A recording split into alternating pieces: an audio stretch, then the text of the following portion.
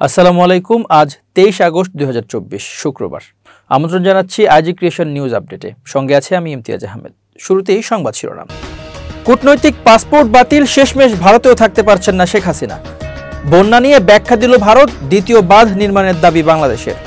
প্রথম বিদেশ সফরে থাইল্যান্ড যাচ্ছেন প্রধান উপদেষ্টা, মোদির সাথে বৈঠকের সম্ভাবনা। এবার বিস্তারিত।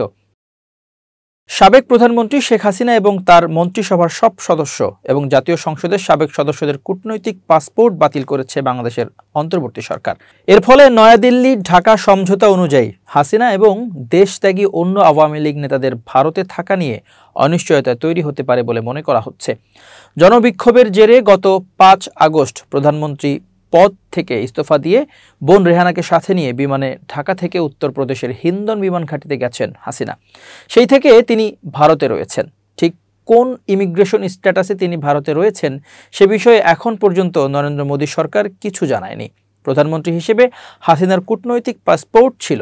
ভারত বাংলাদেশ সমঝোতা অনুযায়ী কূটনৈতিক, ডিপ্লোম্যাটিক বা সরকারি অফিসিয়াল পাসপোর্ট থাকলে বাংলাদেশের কোনো নাগরিক অন্তত ৪৫ দিন কোনো ভিসা ছাড়াই ভারতে অবস্থান করতে পারেন। কিন্তু মোহাম্মদ ইউনূসের নেতৃত্বাধীন অন্তর্বর্তী সরকার হাসিনার কূটনৈতিক পাসপোর্ট বাতিল করায় তার ভারতে অবস্থান অনিশ্চিত হয়ে পড়ল বলেই মনে করা হচ্ছে। হাসিনার বোন রেহানার ক্ষেত্রে অবশ্য কূটনৈতিক কোনো জটিলতা নেই, কারণ তিনি ব্রিটিশ পাসপোর্টধারী। এর ফলে তিনি সাধারণ ভিসা অন অ্যারাইভাল, ভারতের মাটিতে পা রাখার পর ব্রিটিশ নাগরিকদের যে ভিসা মঞ্জুর করা হয় সেটি তিনি করেছেন। কার্যত যত দিন খুশি ভারতে থাকতে পারেন তিনি। উল্লেখ্য, একাধিক ফৌজদারি মামলায় অভিযুক্ত সাবেক প্রধানমন্ত্রী হাসিনাকে বিচারের জন্য বাংলাদেশে ফেরত পাঠাতে ইতিমধ্যেই ভারতকে হুঁশিয়ারি দিয়েছে আরেক সাবেক প্রধানমন্ত্রী খালেদা জিয়ার দল বিএনপি।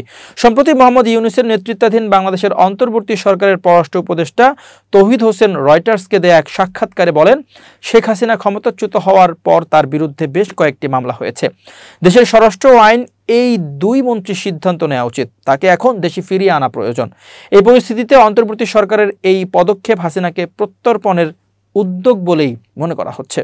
যদিও ভারত বাংলাদেশের সংশোধিত ট্রাভেল অ্যারেঞ্জমেন্ট অনুযায়ী হাসিনা ভারতে থাকতে পারবেন বলেই কূটনীতিক বিশ্লেষকদের একাংশ মনে করেন। হাসিনার জামানতেই 2018 সালের 15 জুলাই ঢাকায় দুই দেশের সরকারের মধ্যে এই সমঝোতা সই হয়েছিল। সেখানে কূটনৈতিক পাসপোর্ট নিয়ে দেশত্যাগীদের ক্ষেত্রে 1.5 মাসের বিনা ভিসায় অবস্থানের সুযোগ পুনর্বিবেচনার প্রসঙ্গ রয়েছে বলে ওই অংশের দাবি। বন্যা নিয়ে সামাজিক যোগাযোগ মাধ্যমে যা প্রচার হচ্ছে তা দুঃখজনক বলে মন্তব্য করেছেন অন্তর্বর্তী সরকারের প্রধান উপদেষ্টা ডক্টর মোহাম্মদ ইউনূস। বৃহস্পতিবার বিকেলে রাষ্ট্রীয় অতিথি ভবন যমুনায় ভারতের হাই কমিশনার প্রণয় বার্মার সঙ্গে সাক্ষাতে তিনি কথা বলেন। প্রধান উপদেষ্টার সঙ্গে ভারতীয় হাই কমিশনারের এটি ছিল প্রথম সাক্ষাৎ। পরে সাংবাদিকদের বিস্তারিত ব্রিফ করেন প্রধান উপদেষ্টার প্রেস সচিব শফিকুল আলম। তিনি বলেন, ত্রিপুরায় বন্যা পরিস্থিতির বিষয়ে ভারতীয় হাই কমিশনার প্রণব বার্মা বলেছেন, এত বৃষ্টিপাত হয়েছে এটা ভারতেরও ধারণার বাইরে ছিল। সামাজিক মিডিয়াগুলোতে যেমনটি প্রচার হচ্ছে এটাকে দুঃখজনক বলেছেন ডক্টর ইউনূস। ভয়াবহ বন্যার কবলে পড়েছে বাংলাদেশের পূর্বাঞ্চল। ফেনী, কুমিল্লা, চট্টগ্রাম, খাগড়াছড়ি, নোয়াখালী, মৌলভীবাজার, হবিগঞ্জ ও ব্রাহ্মণবাড়িয়া বন্যায় এখন পর্যন্ত 2 জনের মারা যাওয়ার খবর পাওয়া গেছে। 2 জনের মধ্যে একজন ফেনী ও একজন ব্রাহ্মণবাড়িয়ার।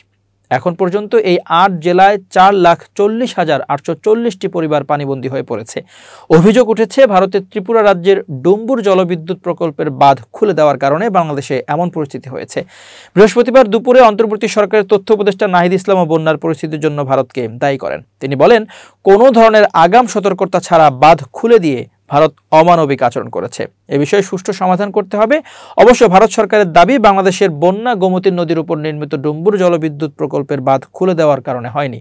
বৃহস্পতিবার দেশটির পররাষ্ট্র মন্ত্রণালয় এক বিবৃতিতে জানানো হয়, ভারত ও বাংলাদেশের মধ্য দিয়ে প্রবাহিত গোমতী নদীর ক্যাচমেন্ট এলাকায় গত কয়েকদিন ধরে এই বছরের সবচেয়ে বেশি বৃষ্টিপাত হয়েছে। বাংলাদেশে বন্যার মূলত বাঁধের নিচের দিকে এই বৃহৎ ক্যাচমেন্টের পানির কারণে। প্রধান উপদেষ্টার প্রেস সচিব শফিকুল আলম বলেন, 10 জেলায় 36 লাখ মানুষ বন্যা দুর্গত। এদের খোঁজ খবর নেওয়া হচ্ছে। প্রবল বৃষ্টিপাতের কারণে এমন বন্যা পরিস্থিতির সৃষ্টি হয়েছে বলে জানান তিনি। এখন পর্যন্ত কোনো নিখোঁজ মানুষের সন্ধান পাওয়া যায়নি। প্রেস সচিব বলেন, প্রণব বার্মা প্রথমবারের মতো প্রধান উপদেষ্টা ডক্টর ইউনূসের সাথে দেখা করেছেন। তিনি বলেছেন, বাংলাদেশের সাথে কাজ করতে ভারত সবসময় আগ্রহী। ভারতের সাথে ডক্টর ইউনূসের ব্যক্তিগত সুসম্পর্ক রয়েছে। ইউনূস সেন্টারের সাথে ভারতের কয়েকটি বিশ্ববিদ্যালয়েরও কাজ রয়েছে।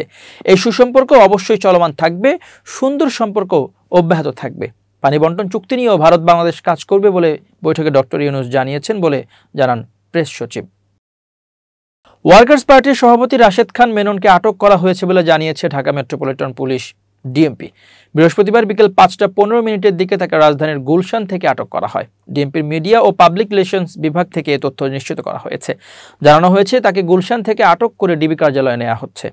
আওয়ামী লীগ নেতৃত্বাধীন 14 দলীয় জোটের অন্যতম শরিক দল ওয়ার্কার্স পার্টি। আওয়ামী লীগ আমলে তিনি প্রথমে বেসরকারি বিমান পরিবহন মন্ত্রী এবং পরে সমাজ কল্যাণ মন্ত্রীর দায়িত্ব পালন করেন। বৈষম্য বিরোধী ছাত্র আন্দোলনের কর্মসূচি চলাকালে আইনশৃঙ্খলা বাহিনীর সঙ্গে বিক্ষোভকারীদের সংঘর্ষে নিহতের ঘটনায় সম্প্রতি দায়ের করা কয়েকটি মামলায় মেননকে আসামি করা হয়েছে। ওয়ার্কার্স পার্টির কেন্দ্রীয় কমিটির সদস্য মোস্তফা আলমগীর রতন গণমাধ্যমকে বলেন, রাশেদ খান মেননকে তার বনানীর বাসা থেকে বিকাল 5:15 ডিবি পরিচয়ে সাদা পোশাকের লোকজন আটক করে নিয়ে গেছে। অন্যদিকে হত্যা মামলায় গ্রেপ্তার 71 টেলিভিশন থেকে চাকরিচ্যুত head of news Shakil Ahmed ও প্রিন্সিপাল করেসপন্ডেন্ট ফারজানার উপর 4 দিনের রিমান্ড মঞ্জুর করেছেন আদালত। বৃহস্পতিবার 22 আগস্ট ঢাকার মেট্রোপলিটন ম্যাজিস্ট্রেট আহমদ হুমায়ুন কবিরের আদালত এই রিমান্ড মঞ্জুর করেন। রাষ্ট্রপক্ষের আইনজীবী ওমর ফারুক বলেন, এই দুই সাংবাদিক নানাভাবে উস্কানি দিয়ে বৈষম্য বিরোধী আন্দোলনে হত্যাকাণ্ড ঘটিয়েছিলেন। তদন্তকারী কর্মকর্তা তাদের বিরুদ্ধে 10 দিনের রিমান্ড আবেদন করেছিলেন। আদালত তদন্তকারী কর্মকর্তার আবেদনের পরিপ্রেক্ষিতে 4 দিনের রিমান্ড মঞ্জুর করেছেন। রিমান্ড আবেদনে পুলিশ জানিয়েছে, গত 5 আগস্ট বৈষম্য বিরোধী ছাত্র আন্দোলনের ডাকে ফজলুল করিম আন্দোলনে যোগ দেন।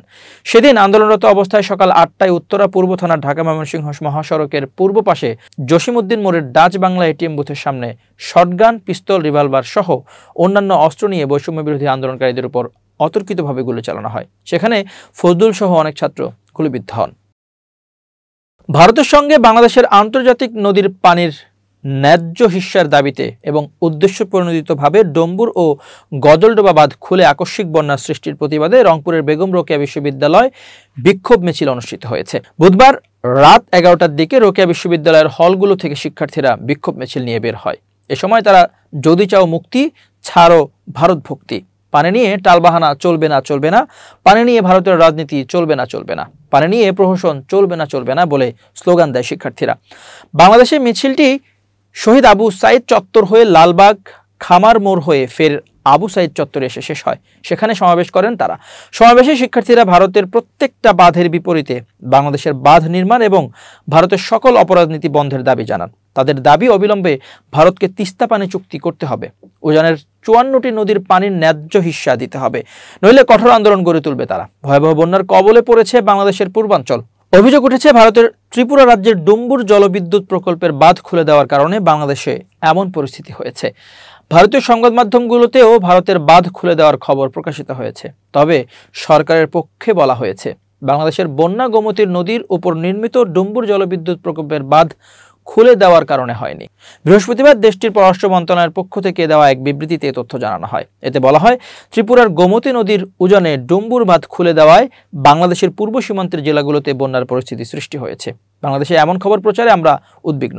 এটি সঠিক নয়। আমরা উল্লেখ করতে চাই, ভারত ও বাংলাদেশের মধ্য দিয়ে প্রবাহিত গোমতী নদীর ক্যাচমেন্ট এলাকায় গত কয়েকদিন ধরে এই বছরের সবচেয়ে বেশি বৃষ্টিপাত হয়েছে। বাংলাদেশে বন্যা মূলত বাঁধের নিচ দিকের এই বৃহৎ ক্যাচমেন্টের পানির কারণে।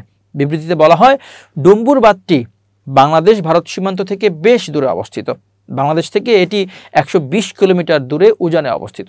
এটি একটি কম উচ্চতার প্রায় 30 মিটার বাঁধ, যা বিদ্যুৎ উৎপন্ন করে। এখান থেকে বাংলাদেশও 40 মেগাওয়াট বিদ্যুৎ পায়। প্রায় 120 কিলোমিটার নদীপথে আমাদের অমরপুর, সোনামুড়া এবং সোনামুড়া 2-এ 3টি জলস্তর পর্যবেক্ষণ সাইট রয়েছে।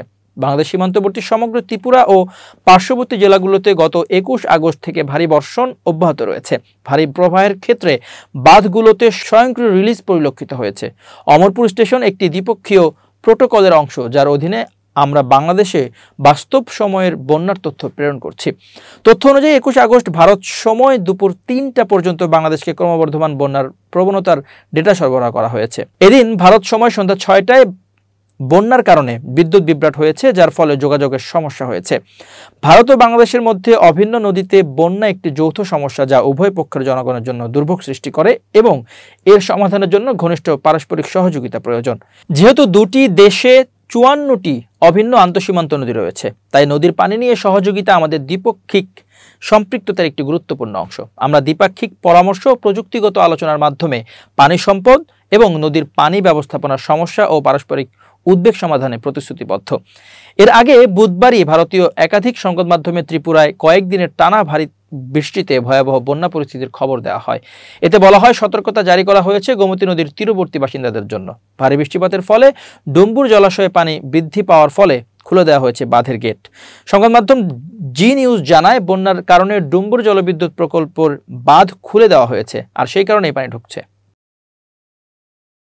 অন্তর্বর্তীকালীন সরকার গঠনের পর ভারতীয় সীমান্তে নিজেদের অবস্থান কঠোর করেছে বর্ডার গার্ড বাংলাদেশ বিজিবি। গত রোববার চাঁপাইনবাবগঞ্জের শিবগঞ্জ উপজেলার রঘুনাথপুর সীমান্তে 5 ভারতীয় অনুপ্রবেশকারীকে পতাকা বৈঠকে ফেরত দিতে অস্বীকৃতি জানায় বাংলাদেশ। এবার লালমনিরহাটের পাটগ্রামে সীমান্তে বিএসএফ এর কাঁটাতারের বেড়া নির্মাণের চেষ্টাকালে বাধা দিয়েছে বিজিবি। উপজেলার দহগ্রাম ইউনিয়নের হারিপাড়া সীমান্তে ঘটেছে এই ঘটনা। বিজিবি ও স্থানীয় সূত্র বলছে, বুধবার হারিপাড়া সীমান্তের 8 নম্বর আন্তর্জাতিক পিলারের 23 থেকে 26 নম্বর সাব পিলারে অংশে জিরো লাইন বরাবর আকস্মিকভাবে কাঁটাতারের বেড়া নির্মাণের কাজ শুরু করে বিএসএফ। স্থানীয়দের কাছে খবর পেয়ে বিষয়টি নজরে এলে বিজিবি এতে বাধা দেয়।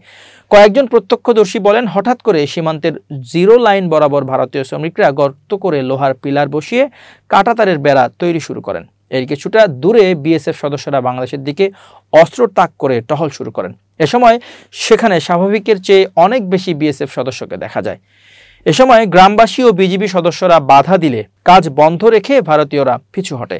রংপুর 51 বিজিবি ব্যাটালিয়নের অধিনায়ক লেফটেন্যান্ট কর্নেল সেলিম আল দিন জানান, আন্তর্জাতিক সীমান্ত আইন ভেঙে সীমান্তের শূন্য রেখা বরাবর বিএসএফ এর কাঁটাতারের বেড়া নির্মাণের চেষ্টায় বাধা দিয়েছে বিজেপি। এছাড়া সন্ধ্যা 6:30টায় ওই সীমান্তে বিজিবি বিএসএফ এর ব্যাটালিয়ন পর্যায়ের পতাকা বৈঠকেও নির্মাণ কাজ বন্ধ রাখার কথা বলা হয়েছে। এর আগে মঙ্গলবার ভারতীয় সংবাদ মাধ্যম হিন্দুস্তান টাইমসে প্রকাশিত খবরে বলা হয়, ভুলক্রমে বাংলাদেশের জলসীমায় প্রবেশ করায় 5 ভারতীয়কে আটক করে বিজিবি এবং বিএসএফ এর মধ্যে কয়েক দফা পতাকা বৈঠক অনুষ্ঠিত হলেও ভারতীয়দের ফেরত দিতে রাজি হয়নি বিজিবি। অন্যদিকে হিন্দুস্তান টাইমসের খবর অনুসারে সঙ্গে সঙ্গে দক্ষিণবঙ্গ সীমান্তের সদর দপ্তর ও ঊর্ধ্বতন কর্মকর্তারা বিজিবি সদস্যদের ফোন করে বিষয়টি জানান। কিন্তু বিজিবি জওয়ানরা আটক 5 ভারতীয়কে ছেড়ে দিতে অস্বীকার করলে একটি পতাকা বৈঠক অনুষ্ঠিত হয়। বৈঠকে বিএসএফ কর্মকর্তারা দাবি করেন, অনুপ্রবেশের ঘটনাটি দায়িত্ব পালন করতে গিয়ে ভুলক্রমে ঘটে গেছে। অনুপ্রবেশকারীদের কোনো খারাপ উদ্দেশ্য ছিল না, তাই 2 সীমান্তরক্ষী বাহিনীর মধ্যে সুসম্পর্কের স্বার্থে আটক ব্যক্তিদের ফিরিয়ে দেওয়ার অনুরোধ জানায় বিএসএফ। কিন্তু বাংলাদেশের বর্তমান পরিস্থিতির কারণ দেখিয়ে আটক ভারতীয়দের ফিরিয়ে দিতে অস্বীকৃতি জানায় বিজিবি সদস্যরা। পরে 5 অনুপ্রবেশকারীকে স্থানীয় পুলিশের হাতে তুলে দেওয়া হয়। চাঁপাইনবাবগঞ্জ সীমান্ত দিয়ে গরু পাচারকালে গত রোববার অস্ত্রসহ 5 ভারতীয় নাগরিককে আটক করে বাংলাদেশের সীমান্তরক্ষী বাহিনী বিজিবি। এরপর বিজিবির সঙ্গে কয়েক দফা পতাকা বৈঠক হলেও তাদের ফেরত দেওয়া হয়নি বলে জানিয়েছে ভারতের সীমান্তরক্ষী বাহিনী বিএসএফ। বিগত কয়েক বছরের মধ্যে অনুপ্রবেশকারী ভারতীয়দের বিজিবি ফেরত না দেওয়ার ঘটনা এটাই প্রথম বলে জানিয়েছে বিএসএফ এর শীর্ষ কর্মকর্তারা। এমন ঘটনায় রীতিমতো বিস্মিত তারা। প্রিয় দর্শক, শেষ করছি আইজি ক্রিয়েশন নিউজ আপডেট। আজ এ পর্যন্তই। ভিন্ন খবর নিয়ে দেখা হবে আগামীকাল। নিজেকে আপডেট রাখতে সাবস্ক্রাইব করুন চ্যানেলটি, নিয়মিত লাইক, কমেন্ট ও শেয়ার করে ছড়িয়ে দিন সর্বত্র। সুস্থ থাকুন, নিরাপদে থাকুন। শুভেচ্ছা নিরন্তর।